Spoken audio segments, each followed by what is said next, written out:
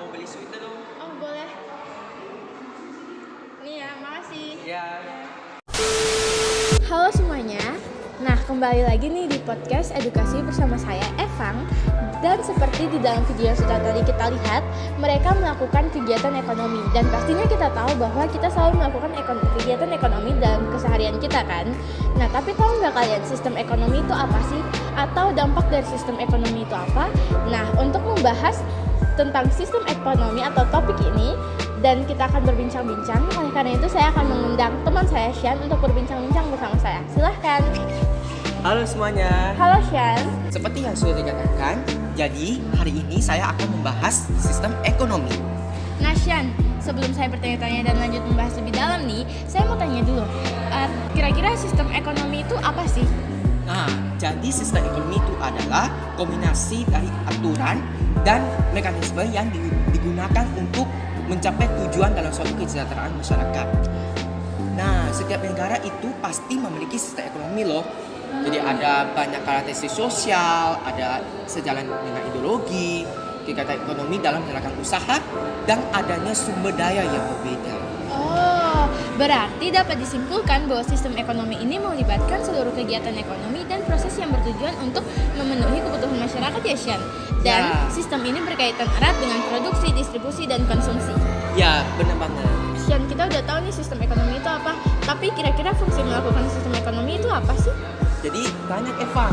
Jadi sistem ekonomi itu ada banyak fungsi yang kita lihat. Jadi ada fungsi yang pertama dalam menyediakan dorongan untuk memproduksi. Nah, terus ada mengikuti kegiatan individu dalam suatu perekonomian, dan yang ketiga mengatur dalam pembagian hasil produksi di seluruh anggota masyarakat agar tepat terlaksana yang dapat diharapkan. Wah, ternyata banyak juga ya fungsinya. Ini banyak pertanyaan juga nih dari netizen. Jadi mereka bertanya, sistem ekonomi di negara Swiss dan negara Sri Lanka nih, sistem ekonomi yang dianut oleh kedua negara itu tuh sebenarnya apa sih? Jadi ada kedua negara yang kita menerapkan sistem ekonomi, yaitu ada negara Swiss itu menerapkan sistem ekonomi liberal, sedangkan negara Sri Lanka itu menerapkan sistem ekonomi campuran. Oh, kita jelaskan lebih detail bagaimana nggak? Jadi negara Swiss itu adalah satu negara yang paling kuat di sistem ekonomi tersebut. Nah, negara Swiss juga itu menerapkan sistem ekonomi liberal karena di situ setiap individu itu memiliki adanya kebebasan dalam menjalankan usaha, dan bisa kita lihat bahwa kekuatan ekspor dari negara Swiss itu adanya di negara-negara di sekelilingnya. Walaupun ada banyak letak geografis di negara Swiss di negara sekelilingnya untuk pertumbuhan ekonomi. Ada negara yang kita bisa mencakup itu adalah negara Prancis, negara Jerman, negara Austria, dan negara Italia.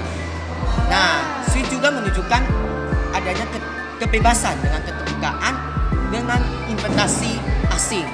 Hal ini juga mendorong pertumbuhan ekonomi negara Swiss itu menjadi negara yang kedua di dunia.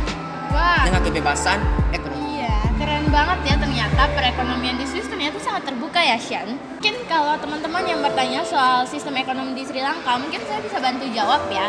Kalau perekonomian di Sri Lanka ini menganut sistem ekonomi campuran, yaitu sistem ekonomi yang menggabungkan unsur ekonomi pasar dan ekonomi terencana. Dalam sistem ekonomi campuran, pemerintah dan sektor swasta bekerja sama dalam mengatur serta menjalankan kegiatan ekonomi di suatu negara itu. Nah, pada sistem ini juga nih, pemerintah memiliki peran sebagai pemangku kebijakan yang dapat mengintervensi kegiatan ekonomi masyarakat atau pelaku usaha tersebut. Benar. Tapi di dalam sistem perekonomian kedua negara ini tentunya berdampak dong bagi kehidupan baik negatif maupun positif. Kira-kira nih Shan, dampak positif dan negatif dari sistem perekonomian dari Swiss dulu nih, itu apa sih sebenarnya? Itu dampak positif itu yang pertama adalah menciptakan dan meningkatkan pasangan yang maju. Terus ada melakukan kreativitas dengan stabilitas ekonomi yang kita mau untuk menumbuhkan ekonomi yang stabil, dan yang ketiga adalah meningkatkan adanya menjalankan usaha yang kita dari hasil produksi tersebut. Ada juga dampak negatif di negara Swiss juga, yaitu ada banyak yang pertama adalah meratakan pendapatan tidak mudah, dengan sektor keuangan dan menumbuhkan persaingan yang musai yang tidak menjalankan persaingan yang antar pelaku dengan menjalankan kegiatan produksi melalui pemasaran barang atau jasa. Oke. Di Sri Lanka itu sebagai penganut sistem ekonomi campuran itu ada dampaknya gimana sih? Nah, kalau Sri Lanka ini dampaknya ada positif dan negatif juga nih. Kalau dampak positifnya dulu nih, kalau dampak positif itu adanya pertumbuhan ekonomi melalui kombinasi swasta dan intervensi pemerintah yang bijaksana sehingga perekonomian Sri Lanka ini dapat mencapai pertumbuhan ekonomi yang stabil. Lalu, yang kedua itu terjadinya peningkatan infrastruktur melalui intervensi pemerintah untuk mendukung pertumbuhan ekonomi dan juga meningkatkan taraf hidup masyarakat dengan adanya pertumbuhan sektor swasta yang dapat menciptakan lapangan kerja yang baru. Sedangkan kalau dampak negatifnya, terlalu banyak pemerintah dalam ekonomi juga bisa menyebabkan pastinya birokrasi ya yang lamban sehingga keputusan kurang efisien gitu. Nah, lalu yang kedua itu perubahan kebijakan yang sering juga dapat menciptakan ketidakpastian di kalangan pelaku bisnis sehingga menghambat investasi dan pertumbuhan ekonomi jangka panjang. Juga perekonomian campuran ini dapat memperburuk kesenjangan ekonomi sosial jika tidak dikelola dengan baik. Dengan sebagian masyarakat mendapat manfaat lebih besar daripada yang lain sehingga terjadi ketidaksetaraan ekonomi.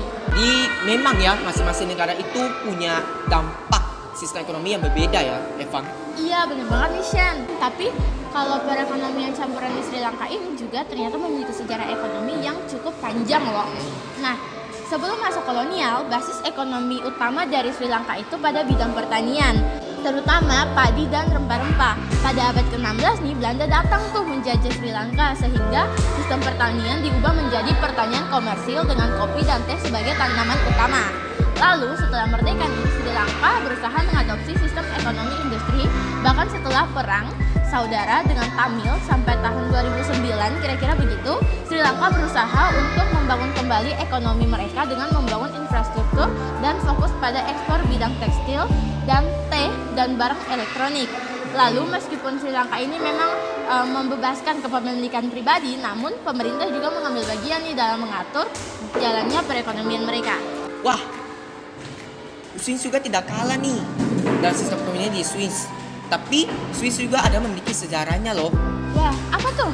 Jadi Swiss itu adalah menjadi negara yang sistem yang paling kuat di dunia. Walaupun pada awalnya negara Swiss itu hanya negara yang mengandalkan hasil dari sektor agraris. Jadi ada beberapa barang yang dijual pada masa pertengahan tersebut. Ada wool, ada logam, ada kain juga. Jadi setelah revolusi industri itu, negara Swiss itu terus berkembang. Dengan adanya negara Swiss itu menjadi pusat keuangan dengan internasional, dan Swiss juga memiliki suatu perekonomian yang paling aman di dunia tersebut. Industri Swiss juga terus berkembang dengan mendirikan industri yang lain. Ada industri farmasi, industri mesin, dan peralatan presisi. Wah, banyak ya. Ternyata memang keren-keren ya sejarah perekonomian di kedua negara ini, yaitu Swiss dan Sri Lanka. Nah, negara Swiss juga menjadi praktisi dengan tingkat bumi dan kekuatan ekonominya.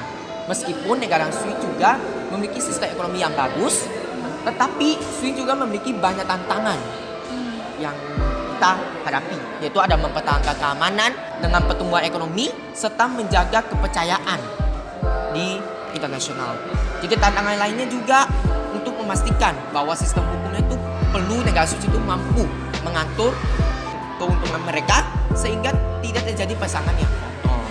Wah, nah kalau Sri Lanka nih memiliki pertumbuhan ekonomi yang positif, namun di dalamnya terdapat permasalahan seperti hutan negara yang tinggi serta ketidaksetaraan ekonomi.